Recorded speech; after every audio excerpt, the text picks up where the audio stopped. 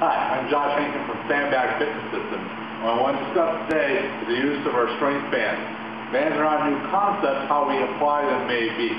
So the reason we like these strength bands is because there's a little curved loop on the side for drills like we're going to do today.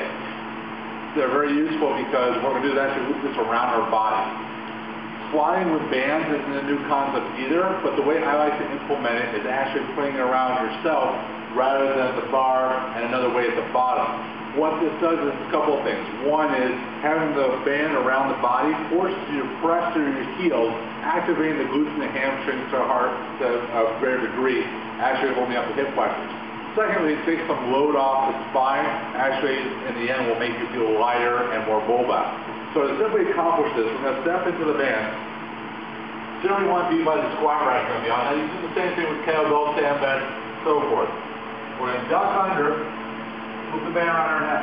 Now, you want to make sure it's in a comfortable position, and basically you're going to have to waddle up a little bit. Now, I want to make sure that the band's about mid-foot towards heel, and come underneath the bar.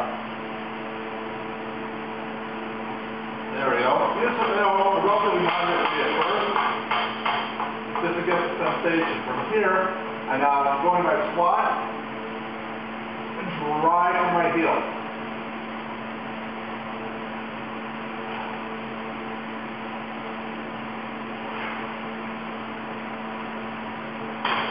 Now from here I can either rest and perform another set or do a contrasting set, not doing it without the band, and you're going to feel the same load is much lighter. We're now carrying variable resistance of these bands. You can use a lot of different drills that we'll go through in the next series of articles and videos, so stay tuned for more. And this is Josh Henkin from sandbagfitnesssystems.com. Okay, people are familiar with using bands for assistance work and exercises such as pull-ups. However, a lot of people miss out on using them for other exercises, such as the glute ham raise. We're going to show an old-style glute ham raise. It's really hard to cheat on, and how bands can be very useful in doing progressive assistance so that you can work up to doing your own. Traditionally, people only go eccentric or negatives when they first do glute ham raises. But what you can do is use the bands to increase your assistance and progress a little faster. So by placing the band behind us, we're going to bring the band to our shoulders. And what we're going to do is keep everything in good alignment and slowly lower ourselves, keeping tension through our heels. Once we get to the end point that we feel like we can't control anymore, we just slow ourselves back up.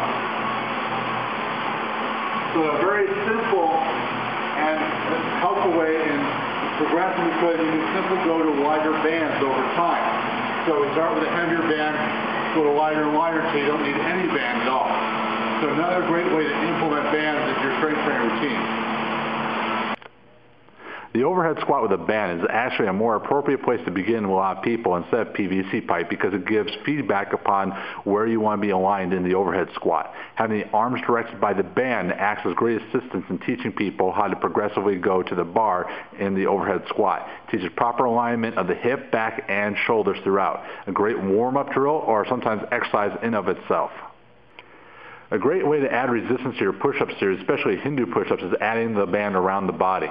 This allows you to increase resistance through the easiest part of the drill.